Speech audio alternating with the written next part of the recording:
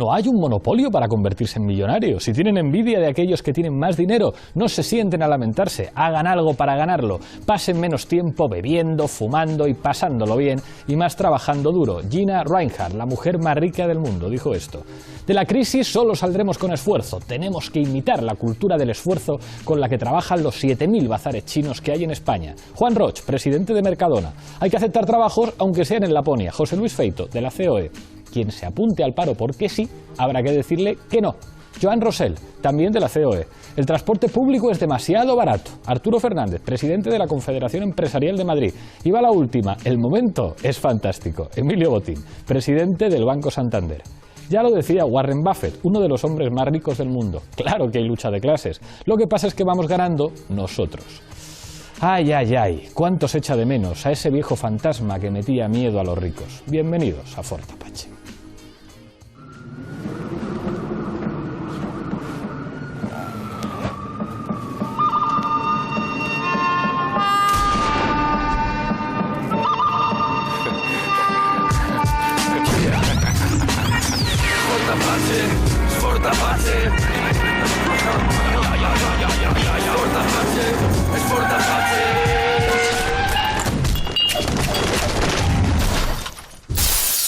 Esta noche en Fort Apache hablamos de ricos y pobres en Europa. Para ello nos acompañan 6 invitados. A mi izquierda, Rafa Mayoral, abogado llamado a sentar en el banquillo de los acusados a Emilio Botín. Buenas noches. Muy buenas. Nos acompaña también Fernando Díaz Villanueva, el hombre que haría parecer un socialdemócrata a Hayek, director de negocios.com. Bienvenido. Muy buenas.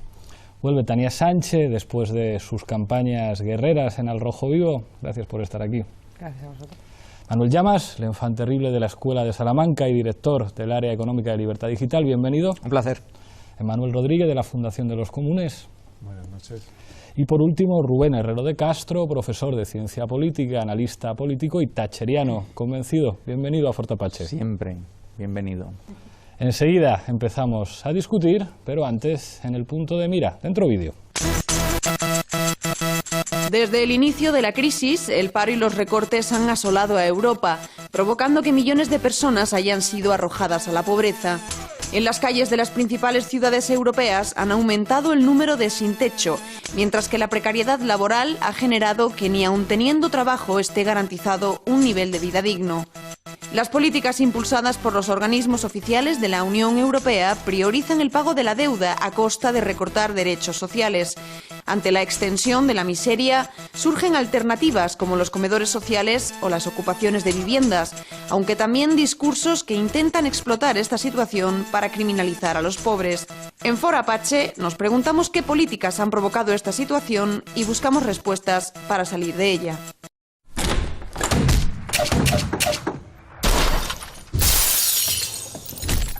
Empezamos como siempre con regla del minuto, misma pregunta para los 6 y vamos a volver a traer un formato de éxito en este programa, preguntar a nuestros invitados qué recomendarían a un gobierno si fueran sus asesores. En este caso la pregunta es, ¿qué medidas recomendarían a un gobierno para salir de la pobreza? Rafa Mayoral, un minuto. Bueno, yo creo que lo primero es ver lo que tenemos, es decir, saber dónde está la riqueza y luego decidir entre todos y todas para qué la vamos a emplear. Y lo más importante, investigar y perseguir a aquellos que se han enriquecido ilícitamente durante todo este tiempo, que son muchos y se encuentran en los consejos de administración de las grandes corporaciones. Y yo creo que ahí es donde tenemos que poner el punto de mira. Gracias, Rafa. Fernando. Bueno, yo lo que le pedí al gobierno es que desapareciese, pero bueno, asumiendo que tiene que existir lo que al gobierno que me correspondiese, que sea el español, le pediría que se acabase una vez por todas con esa élite político-empresarial que tenemos en España, que es tremendamente extractiva y que vive engolfada en el privilegio. Que se acabase eso de una vez por todas y que viviésemos un capitalismo genuino, libre y eficaz. Tania. Bueno, yo creo que lo que básicamente hay que hacer para acabar con la pobreza es distribuir la riqueza que se tiene, que es lo que ahora mismo no se produce. Mientras una parte importante de la población es pobre, una parte importante es cada vez más rica. Por tanto, lo razonable es pensar que lo que hay que hacer desde un gobierno es redistribuir la riqueza y tener políticas de redistribución que garanticen una vida digna para la mayoría de la población. Manuel. El problema de raíz del socialismo en general es que se considera que la riqueza está dada, como si nos cayera del cielo, como la Biblia, el maná caído del cielo. La riqueza no está dada, no está ahí. La riqueza somos nosotros mismos, la riqueza se crea y las condiciones idóneas para que surja, prospere y aumente esa riqueza no es el estatismo, no es la intervención pública, no es más impuestos, sino todo lo contrario, más mercado y menos Estado. Esa es la combinación idónea para que aumente y se cree riqueza en este país y en todos. Y pongo simplemente un ejemplo. En China, hace apenas 30 años, más del 80% de la población vivía en la absoluta miseria, no la pobreza, miseria. Se morían muchos de ellos de hambre. En 30 años, gracias a la apertura comercial y abrazar el capitalismo, la pobreza ha disminuido a menos del 10% de la población. Gracias, Manuel. Emmanuel. Sí, yo casi retomaría las palabras de Fernando. O sea, sí, evidentemente. El problema es precisamente el de esa élite corporativa empresarial que a día de hoy pues disfruta de toda una serie de privilegios tanto en materia económica como en materia política. Lo que yo pondría el énfasis es que no se trata de hacer políticas de pobreza, políticas precisamente, pues políticas paliativas, sino de asumir realmente que el problema está precisamente en los ricos, en aquellos que tienen poder, en aquellos que tienen precisamente monopolios, tanto en el ámbito económico como en el ámbito político. El problema es la ausencia de democracia, obviamente. Rubén. Bueno, pues yo creo que si tuviera que asesorar a un gobierno, le diría que implementase políticas eficientes, políticas que tengan unos objetivos, unos resultados y que esos resultados sean evaluables y objetivables. Hay que ayudar, es compasivo ayudar, pero es conservador exigir resultados. Eficiencia en la gestión de las políticas públicas es algo esencial. Y también es muy importante ingeniería civil para perfeccionar la democracia y evitar comportamientos como los que nos avergüenzan estos días que se están produciendo. Hay que hacer esa ingeniería civil para perfeccionar la democracia. Tolerancia cero con la corrupción, tolerancia cero con el fraude. Esto es fundamental para resolver la situación que tenemos. Y, por supuesto, control exhaustivo del dinero público, que no ha existido. Gracias, Rubén. Lo que está claro es que en los últimos tiempos se ha producido un empobrecimiento de cada vez más sectores sociales en Europa, sobre todo en el sur de Europa. Uno de los argumentos que se ha dado es que quizá los ciudadanos han vivido por encima de sus posibilidades, pero yo os pregunto, ¿no serán los ricos los que han vivido por encima de las posibilidades de los ciudadanos? Rafa. Es evidente que el modelo económico fue impuesto por aquellos que hoy están controlando y que ayer controlaban el sistema político y el sistema económico. Y desgraciadamente lo que tenemos, como se está comentando antes, ¿no? Yo creo que lo que tenemos es una oligarquía que controla lo político y lo económico y lo social. Y este modelo social es un modelo social impuesto y lo único que hemos conseguido durante todo este periodo es un empobrecimiento mayor, a pesar de que hemos estado dilapidando los recursos naturales del planeta en un despilfarro absoluto que no ha dado mejor calidad de vida, sino lo que nos ha traído es a esta crisis salvaje que estamos viendo en estos momentos. Manuel. Vamos a ver, la economía no es un juego de suma cero. Cuando hablo de suma cero, vosotros consideráis que hay pobres porque hay ricos. Y la culpabilidad de que haya pobres se debe precisamente a la explotación de los malvados capitalistas que, aprovechándose del trabajo ajeno, acumulan y amasan su gran fortuna. Es la teoría de la plusvalía de Karl Marx, ni más ni menos. Bien, insisto, la economía no es un juego de suma cero. Es decir, los que son pobres hoy pueden ser ricos mañana. Lo que pasa, y los que son ricos, y los que son ricos o los que eran ricos ayer pueden ser pobres hoy. Y España es un ejemplo de ellos. Grandes promotores que eran millonarios han acabado quebrando. Y gente que ha partido de la nada, como Amancio Ortega, un empresario que empezó con una pequeña tienda de costura, ha hecho una fortuna millonaria. O el caso de Juan Roche, empresario y dueño de Mercadona. Es algo que me asombra. Por cierto, un compañero tuyo, Alberto Garzón, de Izquierda Unida, pues utilizaba esta misma teoría. Es decir, Juan Roche, segunda gran fortuna de España, y su explicación era: explota a sus trabajadores. Lo que no decía Alberto Garzón es que sus trabajadores son los mejor pagados y los mejor tratados de todo el sector de la agroalimentación y de la distribución alimentaria en España. Es una de las empresas, Mercadona, mejor valoradas por sus propios empleados, donde mucha gente le gustaría trabajar, con sueldo medio más elevado que la media de su propio sector.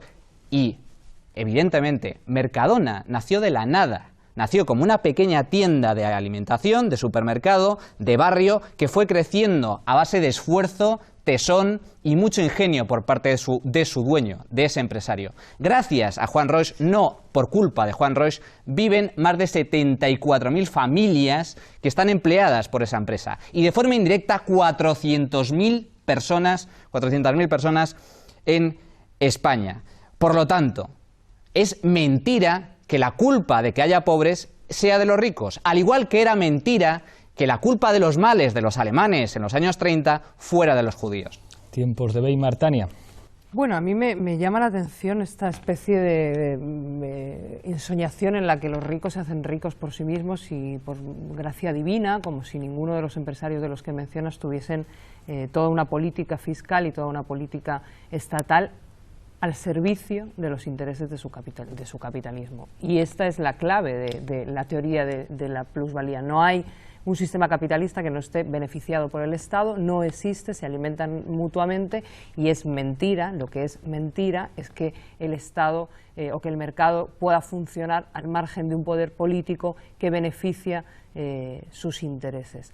La realidad es que las grandes empresas en este país se han hecho al calor del dinero público, se han hecho al calor de la gestión pública y se han hecho al calor del expolio de lo colectivo en favor de la riqueza de unos propios.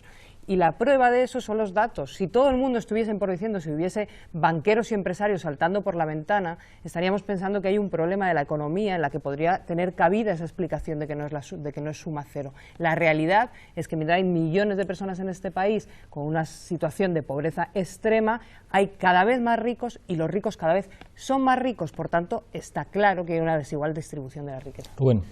Bueno, yo particularmente creo que el sistema capitalista no es el problema. El capitalismo genera entornos de prosperidad, promueve la iniciativa privada. ¿Cuál ha sido el problema? Pues parcialmente que tenemos un capitalismo intervenido con un Estado sobredimensionado que ha aplicado políticas claramente ineficientes. Decía Ronald Reagan, el mejor estado del bienestar es cuando no hay que recurrir al estado del bienestar. Y esto es fundamental que se consiga, es decir, las políticas eficientes tienen un objetivo: propiciar espacios de prosperidad, no anclar individuos en el subsidio improductivo. Y entonces estas políticas de eficacia se deben aplicar a todo. Decía antes Rafael el despilfarro de los recursos. Él habla de los recursos naturales, pero yo hoy venía al programa y he visto algo que me ha dado muchísima pena. Una esquina llena de comida tirada. Esto es inadmisible, que se tire la comida. Habría que hacer políticas, por ejemplo, para la maximización de los alimentos, es decir, que no se tirase nada. Temas con la fecha de caducidad. Estoy poniendo ejemplos muy pequeños, desde abajo, pero políticas donde el servicio que se le presta a los ciudadanos esté completamente objetivado y sea evaluable. Y, por supuesto, controlar el dinero público. Es un escándalo el despilfarro, el desfalco en el que nos movemos en nuestro país. Emanuel. Sí, yo quizá insistir una vez más, o sea, que se ha señalado desde la mesa, que realmente no hay una polaridad, no hay una posición entre Estado y mercado. O sea, lo que encontramos, porque no existen esos mercados de competencia perfecta de los cuales habla el liberalismo. No existen, desgraciadamente, no existen. No existen en la práctica, no existen en los hechos empíricos. O sea, lo que existen son situaciones de oligopolio y monopolio, que son las que permiten precisamente acumular o generar beneficios extraordinarios. Eso lo vemos en cualquier sector estratégico de cualquier economía occidental. Pero por otra parte nos encontramos con algo que es bastante singular, y es que nosotros vivimos en tiempos de un capitalismo financiero, es decir, donde esa promesa que señalabas antes, la cual decías pues que el capitalismo ha generado estos entornos de prosperidad, los ha dejado de generar. O sea, que el capitalismo, nuestro sistema, y especialmente en Occidente, no genera precisamente mercancías más baratas y más asequibles para la mayor parte de la población.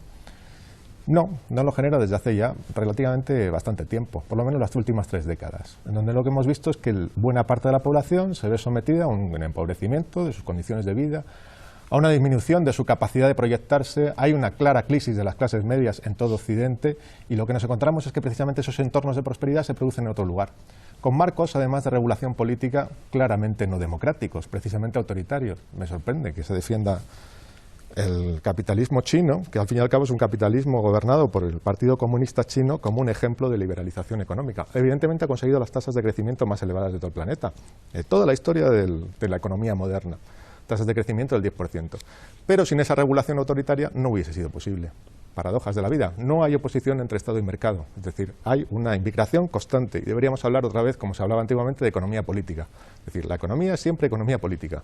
No hay diferencia entre dos ámbitos que se imbrican y se tienen solidaridades recíprocas permanentemente. Fernando. Vamos a ver, vamos a centrar el balón, porque empobrecimiento, lo que se dice empobrecimiento está viendo en España, en Grecia y en los países de la Europa periférica. En otros no es el caso. Es decir, en Alemania no está viendo un empobrecimiento generalizado de la clase media. Disminución del nivel de vida de la clase trabajadora en los últimos 15 años. La renta disponible de los alemanes aumenta, la de los suecos también. Bueno, la de los suecos es una barbaridad desde hace 20 años, la de los holandeses también. Es decir, y eso se ve en el nivel de consumo, etcétera, ¿no? En la cantidad de ahorros, la que destinan a su jubilación, etcétera, ¿no? Claro. Bueno, pero eso significa que, pues, como la ilusión que vivimos aquí hace 10 años, ¿no? Que parecía que disponíamos de una renta mayor, que disponíamos de facto, pero era contra deuda, ¿no? Es decir, lo que estamos haciendo ahora mismo es pagar, y siempre, como en todo, paga el más débil. Ya sabe que eso de acá perro flaco todos son pulgas. Lo que estamos pagando es la borrachera de crédito ilimitado que nos extendieron durante 6 o 7 años durante la década pasada. Y esto, al final, claro, evidentemente no lo paga Rothschild de Mercadona, o lo paga en menor medida. Lo paga el pobre hombre que tiene que dormir en la calle, ¿no? O buscar en un contenedor, que eso se está viendo, eso yo no lo había visto nunca en mi vida en Madrid, lo veo ahora, es cierto, se está empezando a ver pobreza real. ¿Por qué razón España se empobrece? Bueno, la primera razón es esa. Es decir, se están pagando los excesos del pasado. Que quizá no lo está pagando la persona que lo cometió, seguramente, pero es que ¿quién nos dijo que el mundo era justo? Es como lo de... claro, es que el mundo es así, es de la riqueza está mal repartida y los dones también, los hay guapos y feos. Claro, no hay más, es decir, sí, siempre va a estar mal repartida. Es decir, por lo menos si hacemos una fotografía de un momento dado, sí, vemos que está mal repartida, hay uno que es rico y otro que es pobre, ¿no? Probablemente el pobre no es pobre porque quiere serlo, sino que aspira a ser rico pero no lo ha conseguido, o a no vivir tan mal pero no lo ha conseguido. Es decir, todo el mundo, la gente no está expuesta a que me den. El que hoy está a dos velas puede ser que mañana se convierta en un potentado. Es poco probable, pero es posible. Es decir, en un sistema abierto es posible. El caso que contaba Manu de Amancio Ortega empezó muy abajo, ¿no? Y como esos en los millonarios, coges las 10 fortunas más grandes de los Estados Unidos deslocalizadas donde no hay derechos laborales. Nuestro sistema es dentro con todas las cinchas que se le han puesto al capitalismo moderno, ¿no? Al capitalismo de posguerra. El sistema es un ascensor que sube y baja, es así. Las 10 fortunas principales de Estados Unidos, de las 100 del año 1900, son distintas a las del año 2000. Cosa que no podíamos decir lo mismo entre 1700 y 1800. Eran exactamente los mismos nobles. En España, la Casa de Alba, los duques de Feria, etcétera, ¿no? Es decir, el capitalismo ha permitido movilidad social. Pero el problema de fondo que tenemos, en concreto en España, es que realmente no disfrutamos de un capitalismo auténtico. Es decir, vivimos en un capitalismo hiperestatalizado. Aquí el Estado se come el 50% de la riqueza nacional. Eso muchas veces no se dice. No, es que esto es el libre mercado total, del libre mercado nada. Estamos hiperregulados. Las administraciones públicas emiten miles y miles, cientos de miles de páginas cada año. Así como se puede crear riqueza. Si lo ponen dificilísimo, si abrir una empresa hay que estar verdaderamente loco para abrir una empresa en España, de ahí que muchos ya directamente las abran fuera. Además ahora con internet se puede. Dicen, no, es que fulanito está evadiendo impuestos. No está evadiendo nada, simplemente ha abierto la empresa en Irlanda, donde en lugar de quitarle el 35 le están quitando el 12. Porque el empresario ve el impuesto como lo que es, como un robo. Es decir, como algo que te quita a alguien que no te da nada a cambio. Es decir, que no tiene una contraprestación directa. El impuesto de sociedades es un atraco. No estamos hablando, sí, literalmente, un atraco que se ha perpetuado por la cosa de que, bueno, que nos hemos hecho ya, tenemos un montón de ideas equivocadas metidas en la cabeza, pero la mayor parte de impuestos son asaltos a mano armada, y además a mano armada, si no los pagas te meten en la cárcel, ¿no? Es decir, y al final luego esos impuestitos que sí deberíamos pagar para mantener las calles funcionando, tal cual, no sé qué, los tienen altísimos. Es decir, ¿os parece normal que se pague el 21% de impuestos por comprar algo? Esto se lo decimos luego a la gente de Sudamérica y no se lo cree. Es decir, ¿realmente os creéis que vivimos en un país libre y capitalista pagando un 21%? Casi una cuarta parte se la llevan los políticos. El problema, en definitiva, es que nuestro modelo económico no es para nada capitalista. Es un modelo concebido ad maiorem politicastri gloria. Es decir, por ellos y para ellos. Y necesitan una base de 10 millones de personas muy productivas en España que dediquen la mitad de su año a trabajar para ellos. Rafa. Sí, no, yo creo que me estoy, la verdad, bastante sorprendido, ¿no? Con algunas cosas, la defensa de la eficiencia versus planificación, es decir, planificar los recursos que tenemos para que nada se desperdicie. Yo estoy de acuerdo, hay que planificarlo, creo que además democráticamente, ver lo que hay y ver cómo se puede distribuir. No creo que tenga que ser solo lo público, creo que la riqueza la hemos creado entre todos y todas y evidentemente el reparto tendrá que ser entre todos y todas, me parece que es la base y yo lo comparto, pero me sorprende que venga de ahí, ¿no? Inclusive que se haya hablado hasta de China y todo, ¿no? Yo estoy también un poco sorprendido con el tema cuando empresas estratégicas están teniendo un capital importante, capital público, que es lo que está dinamizando y haciendo posible esas cosas, sin compartir el modelo chino y sin compartir el modelo social de China, por supuesto, pero habría que ver qué hubieran hecho si en estos momentos estuviera liberalizada la cotización de la moneda china y sin entrar en nada de eso. Habría que verlo, habría que ver qué pasarían con esas cosas, sin esa intervención directa del Estado, ¿no? Y por último, claro, a mí hay una cosa que sí que me parece, ¿no? Que es el mito Rockefeller. En este país la oligarquía de las 100 familias sigue siendo la misma. Sigue siendo la misma y en Estados Unidos los pilares fundamentales de la economía norteamericana siguen en las mismas manos que desde hace más de 100 años.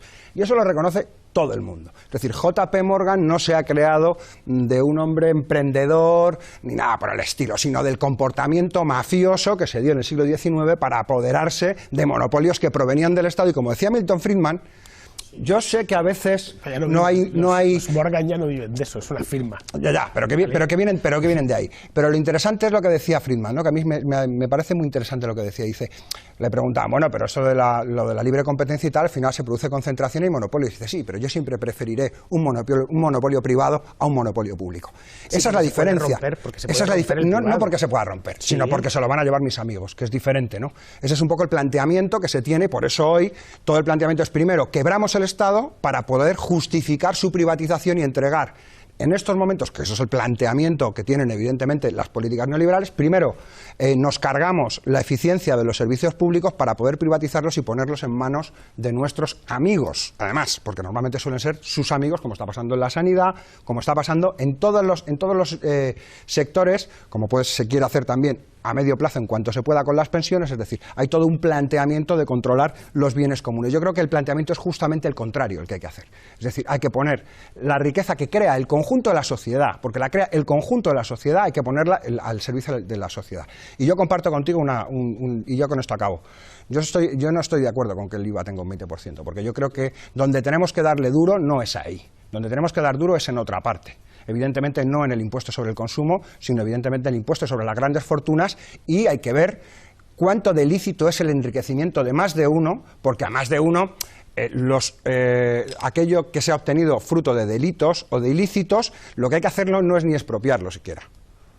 Hay que requisarlo, que eso es lo que plantea la ley dentro de una democracia. Sí, pero lo odioso no es el dinero, es el delito. Vamos a darle la palabra a Rubén, que la lleva pidiendo. Sí. No, pues he pedido la palabra un par de veces, es con el tema de China. Yo publiqué un artículo que se llamaba Un cuento chino, en el cual pues yo ponía en duda algunos de los elementos que han propiciado el crecimiento de China y también me planteaba la estabilidad y la proyección de ese crecimiento. Yo creo que el modelo chino no es un ejemplo adecuado en la defensa del capitalismo. Decía Condoleezza Rice en un artículo que se llama Rethinking the National Interest, dice, todo el mundo me dice que China, siendo comunista, bueno, mantiene una dictadura, ha conseguido resultados económicos. Y se preguntaba ya con un acierto absoluto, en mi opinión, ¿cuánto mejor le habría ido a China siendo una democracia? Evidentemente, porque la economía de mercado, para funcionar mejor, necesita de democracia y necesita de ingeniería civil. Y en el sentido de la eficiencia, incluye también reducir el tamaño del Estado. Y decía Rafael, no, está viendo como un plan para desmontar el Estado. Nadie dice que la gestión de algunos servicios que sea privada vaya a originar que ese servicio deje de ser universal. Por ejemplo, nadie está diciendo eso.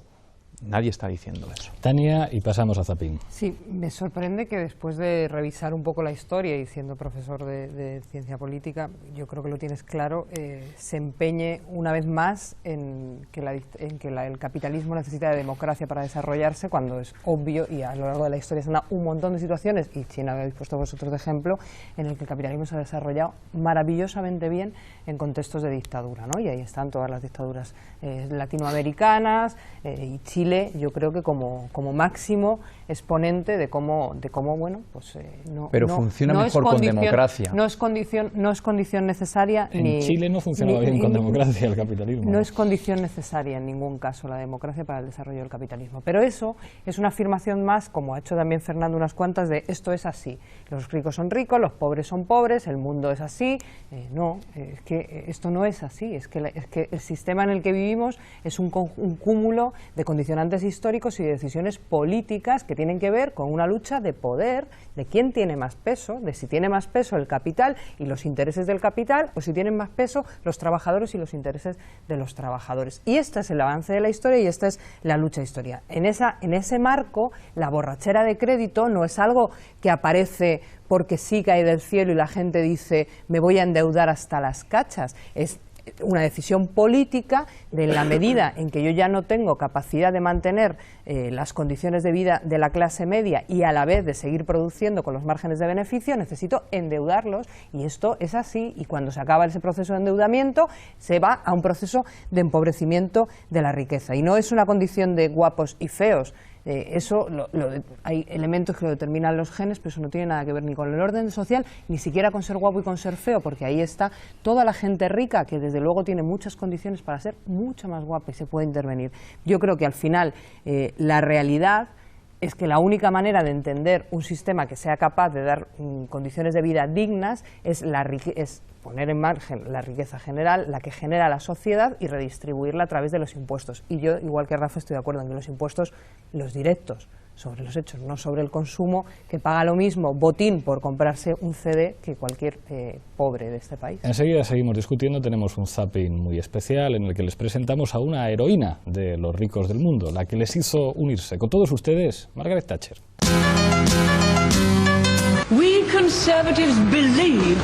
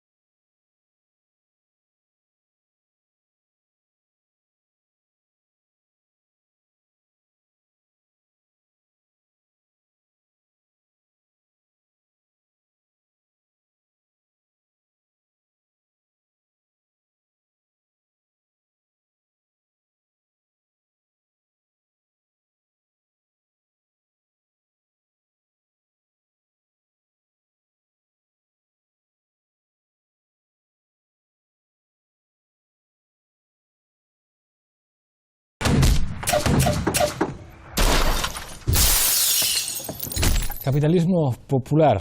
Emmanuel tenía la palabra. Sí, a mí me gustaría volver sobre la cuestión de las oligarquías, que tiene que ver también con el capitalismo popular.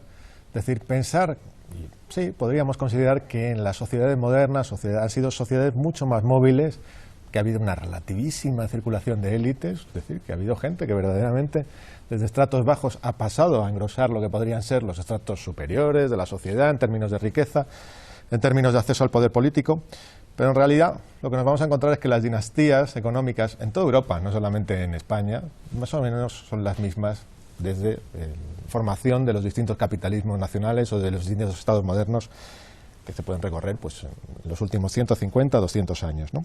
Y que estas corresponden con situaciones que no tienen nada que ver con una situación de competencia perfecta, sino que lo que se generan siempre son situaciones de monopolio y oligopolio económico. Es decir, un verdadero liberal lo que debería decir es: no puede haber esta situación de oligopolio, por ejemplo, en los mercados financieros, donde es un puñado de agencias financieras las que tienen capacidad de desplazar, mover y articular ataques en términos moviendo masas de capital bestiales y modificar, por ejemplo, el precio de las monedas, los tipos de cambio, los tipos de interés de los estados cuando recurren a la deuda, etcétera, etcétera. ¿Lo dices por las de calificación?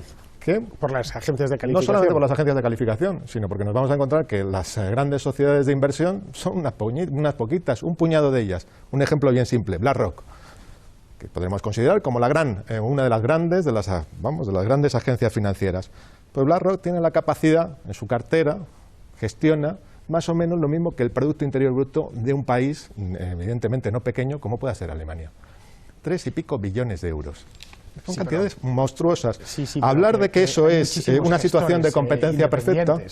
¿Qué? Hay un montón de gestores independientes. Hay, por supuesto, claro que hay gestiones independientes, pero es un mercado absolutamente jerarquizado, donde hay claramente desigualdades de peso. Nos vamos a encontrar con que hay una serie de agentes que tienen muchísimo peso, que son los que tienen capacidad de marcar tendencia, los que tienen capacidad de moverle los ataques, los que tienen capacidad, y el resto los sigue, evidentemente. Por lo tanto, no es una situación de competencia perfecta, lo que nos encontramos son siempre situaciones de oligopolio. Por lo tanto, no existe esa competencia perfecta. No existe, ¿no? No existe, evidentemente no existe. En términos políticos nos vamos a encontrar otro tanto de lo mismo. Nos vamos a encontrar con situaciones políticas claramente cerradas, con democracias claramente cercenadas, donde realmente la gente común tiene muy poca capacidad de influir en el poder político. Se puede decir, sí, bueno, son sociedades relativamente abiertas. Si tú te organizas poco a poco y en el curso de 3, 4, 5, 6 décadas puedes llegar a tener algo de representación parlamentaria. Es ridículo. Lo que hay es una ausencia total de democracia en términos políticos y precisamente una situación de control por parte de la población de sus propias economías. Contamos con usurpación en los dos ámbitos. Es terrible.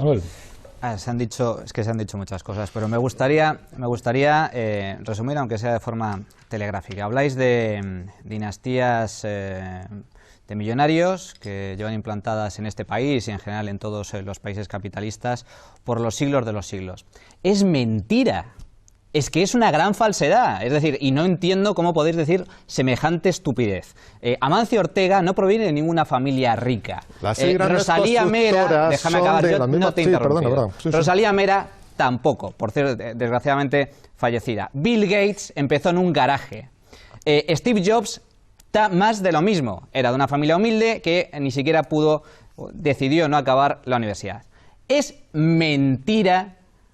Y una gran mentira, además, que los millonarios son millonarios por los siglos de los siglos. No es cierto. Y hay grandes fortunas en la actualidad que son relativamente recientes.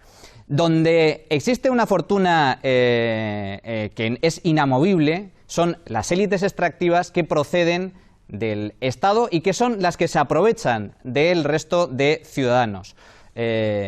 Los Castro, el Partido Comunista en China, que hemos tratado aquí, esos sí son riquezas que se perpetúan a base de expropiar y de robar al resto de la población. Pero son cosas distintas. Amancio Ortega, Bill Gates o Steve Jobs no han robado absolutamente a nadie. Habláis de la quiebra del Estado, como si el capitalismo hubiera provocado la quiebra de España, Portugal, Grecia, etcétera. Es mentira, nuevamente. Si España ha tenido un problema financiero, ha estado concentrado en las cajas de ahorros. O casualidad, entidades semipúblicas dirigidas por políticos y por sindicalistas, no por banqueros. Por lo tanto, no es cierto. Grecia. Hombre, ponéis como ejemplo a Grecia. Grecia ha quebrado 3 veces. No, va por la tercera quiebra. Grecia, no por casualidad, es el Estado más intervenido, en donde el Estado tiene un mayor peso sobre la economía de toda la zona euro. No es casualidad, insisto. Portugal, más de lo mismo. 20 años de atonía económica y no es casualidad tampoco que sean unos países con menor libertad económica de toda Europa. Por lo tanto, tampoco se sostiene vuestro argumento. El tercero, hablo de China. Hombre, claro que hablo de China. Yo jamás he defendido el régimen chino. Me parece terrible. Asesino, además, que ha provocado decenas de millones de muertos durante las últimas décadas. Pero es cierto que ha abrazado el capitalismo y no por casualidad ha abierto varias áreas, que por eso se llaman así, de libre comercio, en donde hay capitalismo mayor, en mayor medida, que en cualquier país occidental. Shanghái es un claro ejemplo. Hong Kong, que también ahora pertenece a China, es un claro ejemplo. Y no por casualidad. Como decía al principio, la pobreza en China, el índice de miseria, es decir, lo mínimo que necesita una persona para sobrevivir, ha pasado en apenas 30 años de una tasa del 65% según la ONU a una tasa del 4% en el año 2007, gracias precisamente a esas áreas de libre comercio y abrazar el capitalismo. Y con esto termino. La desigualdad. La desigualdad, señores, no es mala. Todos somos desiguales. Todos somos distintos y eso no es malo. Y el hecho de que haya ricos y menos ricos, ricos o pobres, no son términos contradictorios. El problema no radica en la desigualdad.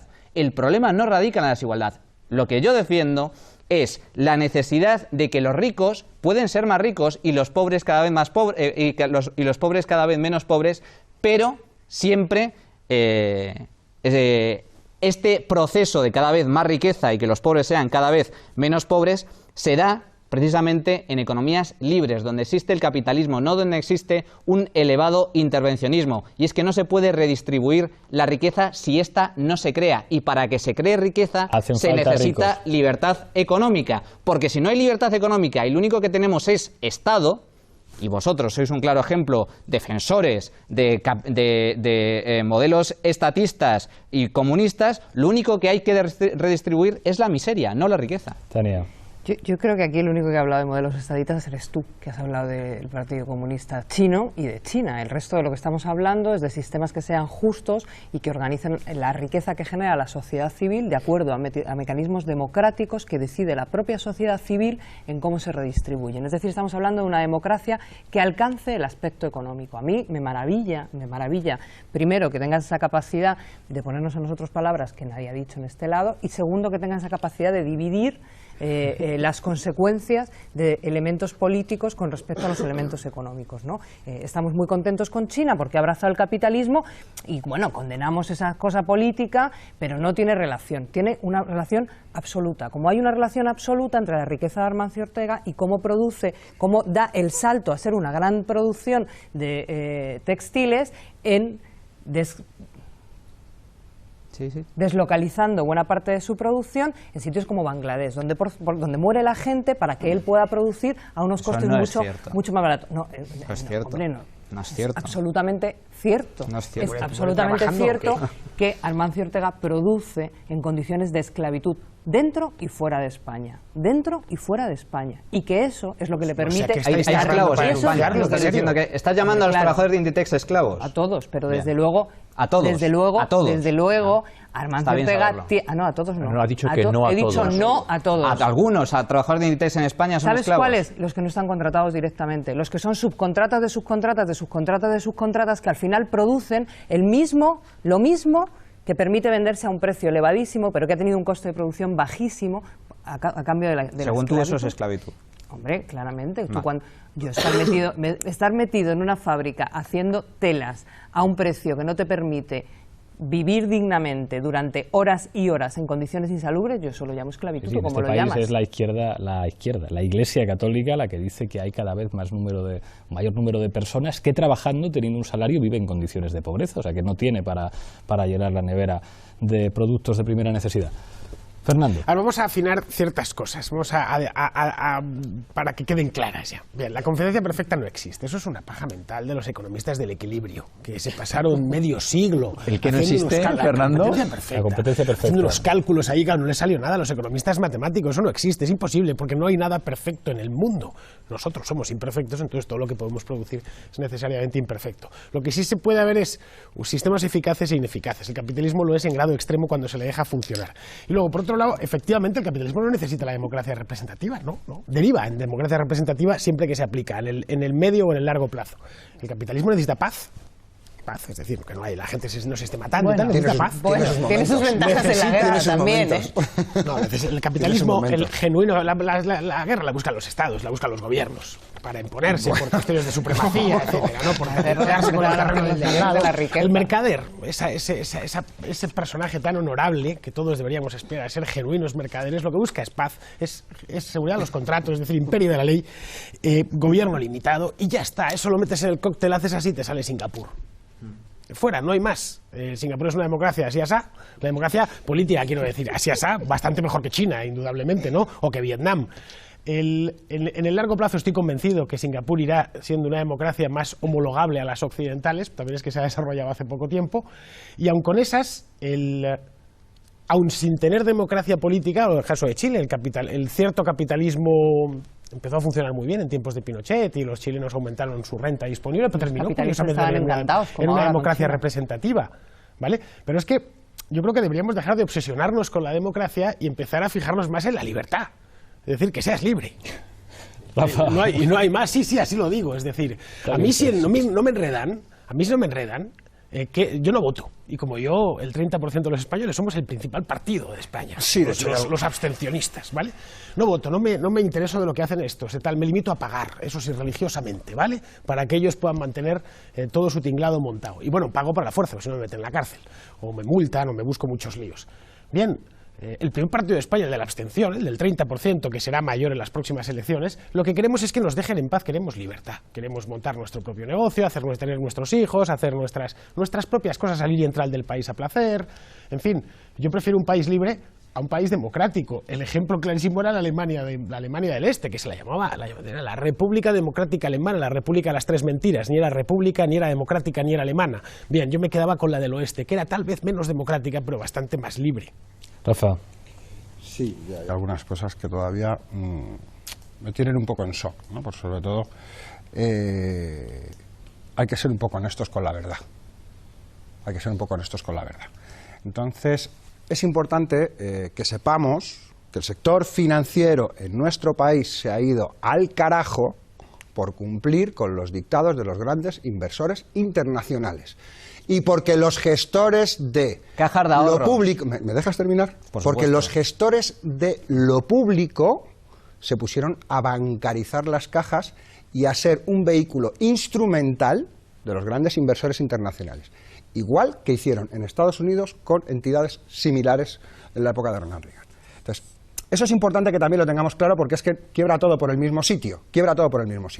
Y aquí Hipotecas Basura ha repartido hasta el apuntador, empezando por don Emilio Botín, que ha sido uno de los artífices de esta debacle absoluta, que por cierto dice que todo va perfecto, y que el dinero fluye. Hay que ver cuál es el dinero que fluye. A él sí le fluye. A él le fluye y a los fondos buitre también le está fluyendo el venir aquí a despedazar lo que queda. Porque van a ganar mucha pasta. Lo que no se van a mejorar, no tiene pinta, es que se vayan a mejorar las condiciones de vida de la gente. Eso está claro, porque no está en la vertiente de aumentar la tasa de ganancia. Aumentar la tasa de ganancia es aumentar la tasa de ganancia y punto, independientemente de las condiciones de la vida de la gente.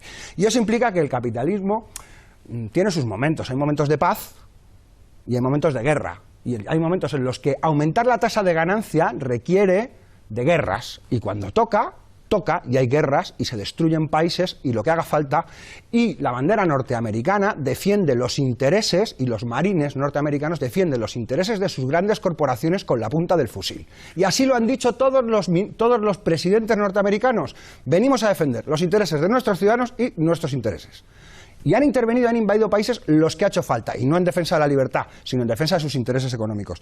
Y eso sí me parece interesante que lo dejemos claro.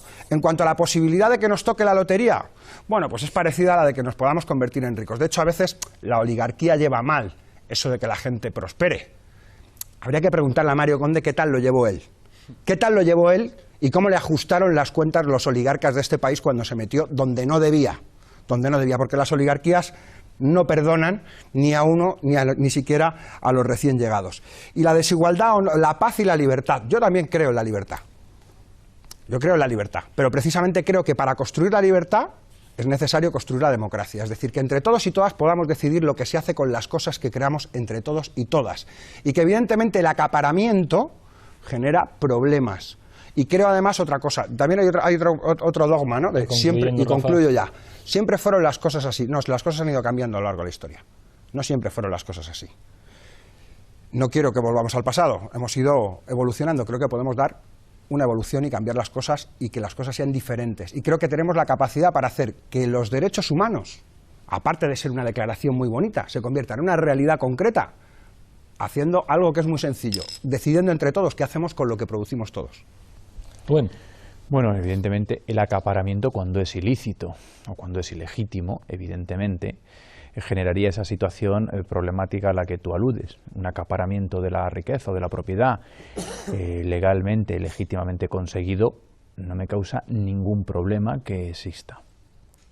Breve matiz al tema de Estados Unidos. Sí, evidentemente, pues Estados Unidos ha realizado algunas operaciones, ha hecho algunas intervenciones en defensa de sus valores, de sus intereses, pero que también benefician a sus aliados que comparten su forma de vida, sus valores y sus intereses. Y sí que es verdad que esas intervenciones acaban teniendo efectos subsidiarios en favor de la libertad y de la expansión de la democracia. En el tema del capitalismo, sí, puede existir en condiciones de ausencia de libertad y en condiciones dictatoriales, pero se desarrolla mucho mejor cuando la democracia está presente. Hay una teoría, que es la teoría de la interdependencia económica compleja, que dice que dada la interdependencia que existe entre actores económicos en el mundo, estos actores prefieren resolver sus disputas de intereses consensuando, acordando, cooperación interesada, por ejemplo, y no les conviene entrar en conflicto, es decir, los actores no entran en conflicto. ¿Y cuándo van a entrar aún menos en conflicto? Cuando son democracias, como decía Emmanuel Kant, la paz perpetua, ¿no?, que luego ha tenido esa transposición a la paz democrática. Las democracias no van a la guerra contra democracias. Y entonces, si planteamos la expansión de la democracia, estaremos con la economía de mercado, se podrá producir en las mejores condiciones. La libertad es esencial e irrenunciable. Y el capitalismo existe en condiciones como las de China, así que para mí desde luego no es un ejemplo en absoluto, pero existe mejor, se genera mejor, pues como decía mi admirada Margaret Thatcher, ¿no?, con ese capitalismo popular, lo que es el conservadurismo compasivo, el conservadurismo social, y crece en libertad mucho mejor que en condiciones de falta de libertad. Llegamos a la recta final del programa, volvemos a la regla del minuto, un minuto cada uno para las conclusiones. Empiezo contigo, Fernando. Conclusiones. Bueno, si lo que queremos, lo primero que debemos hacer no es odiar a los ricos ni la riqueza, debemos odiar la pobreza.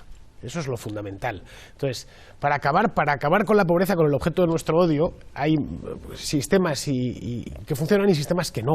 El socialismo nunca ha funcionado, es la mayor fábrica de pobres que yo creo que ha concebido la mente humana, ¿no? Eso y los señores feudales de la Edad Media que vivían encima de un saco de pobres. Lo que ha funcionado para erradicar la pobreza en el mundo de manera efectiva en los últimos 50 años ha sido el libre mercado, han sido levantar las barreras al libre comercio, incidir en que los contratos están para cumplirse, que los distintos sectores económicos puedan negociar entre sí, que los países se especialicen en lo que saben hacer, igual que las personas lo hacemos, etcétera. Es decir, parecernos mucho más a Singapur y bastante menos a Cuba. Así saldremos de la pobreza todos, no solo los españoles. Emmanuel, tu minuto. Sí, dos o tres premisas que se han quedado un poco fuera. O sea, la economía española no es menos estatalista que el resto de las economías europeas, es decir, el Estado español no recoge o no recauda sobre el PIB de la economía española menos, desde luego, que Francia, menos que Suecia, menos que Reino Unido, etcétera. Es decir, no recauda más, perdonadme, ni mucho menos. Y yo diría que justamente lo que invertiría es tu conclusión. O sea, el problema nunca es la pobreza, el problema es cómo se controla a los ricos, el problema es cómo se controlan las concentraciones de poder y las concentraciones de poder también económico. Ese es nuestro problema. Y ese es nuestro problema hoy. Se acabaron las políticas sociales compasivas. Lo que tenemos que ver es de qué manera ponemos veto, ponemos control a unos señores que se han apoderado tanto de lo que serían los principales monopolios y oligopolios económicos como de lo que es los aparatos de Estado. Y esto en España, como sucede en el resto de los países europeos, como sucede en la propia economía estadounidense. Por lo tanto, yo diría que no hay oposición entre Estado y mercado, tal y como nosotros lo vivimos, que no hay oposición entre economía y mercado y que el capitalismo ha sido siempre estatalista en términos históricos. Gracias, Emmanuel. Rubén, cuando yo me refiero a conservadurismo compasivo, me refiero a que hay que ayudar, evidentemente, pero que hay que exigir resultados, que la ayuda no se da por nada, que el dinero público, no es como dijo una vez una dirigente socialista, no era de nadie, es de todos, y ese dinero se debe gastar de forma eficiente y evaluable. Es fundamental ingeniería civil para perfeccionar la democracia, una ingeniería civil que nos lleve a tolerancia cero con la corrupción, tolerancia cero con el fraude y a implementar políticas eficaces y eficientes en el gasto público. Y no pasa nada porque en algunos servicios se pueda proceder a su gestión privada siempre y cuando esos servicios considerados esenciales para la sociedad sigan siendo de carácter universal. La Unión Europea ha funcionado razonablemente bien. Es un club de democracias con economía de mercado. El capitalismo funciona mucho mejor con la democracia y con la libertad. Y con Banco Central sin control político. Tania, tu minuto. Bueno, la mayor ineficiencia que ha demostrado el gasto público es la locura de inversión en infraestructuras innecesarias y la apuesta ilógica y absolutamente enloquecida en la construcción y en el fomento de los intereses especulativos. Esa es la mayor ineficiencia y todavía estamos esperando que pasen a ser juzgados democráticamente y jurídicamente los responsables de eso.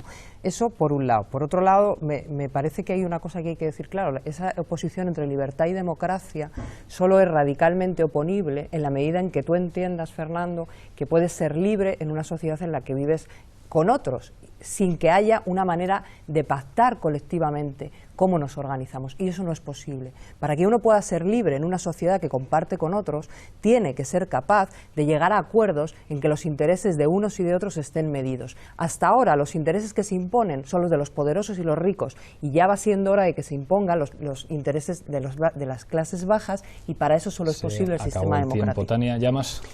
El origen de la crisis financiera está en el exceso de estatismo, no en el exceso de capitalismo. Ahí están los bancos centrales, que precisamente no son una institución de mercado. Ahí están las cajas de ahorros en el caso de España. Ahí están Fannie Mae y Freddie Mac, dos agencias hipotecarias semipúblicas que eran las que avalaban las hipotecas subprime en Estados Unidos. Y si el origen de la crisis es el exceso de Estado, su solución no es más Estado, sino todo lo contrario, más capitalismo. Y a mí me sorprende los ataques furibundos contra el capitalismo, que es precisamente lo que ha permitido a la humanidad las mayores cotas de progreso y desarrollo de la historia del ser humano en estos últimos 2 siglos. Me sorprende.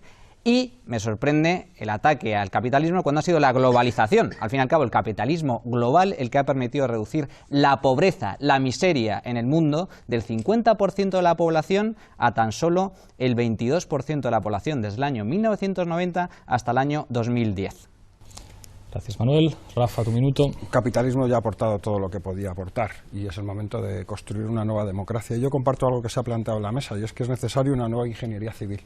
Pero es necesaria una nueva sociedad civil que se contraponga al poder económico, precisamente para construir una nueva forma de poder político que instaure realmente una democracia que permita el control sobre los recursos, que permita, lógicamente, que además colectivamente se pueda planificar qué es lo que se tiene y qué necesidades son las que tenemos que cubrir entre todos y todas y lo podamos decidir colectivamente. Me parece que es el momento precisamente de ver quiénes se lo han llevado muerto, quiénes son los verdaderos delincuentes que nos han traído hasta aquí, porque esto no es un fenómeno natural, sino que esta crisis es el resultado de una sucesión de delitos que se han llevado ante los tribunales y evidentemente también es el momento de expropiar. Creo que la palabra en este momento para poder abordar esta cuestión no es expropiar a los pobres para poder seguir acumulando capital por medio de la desposesión, sino empezar a expropiar a los ricos, que es lo que toca.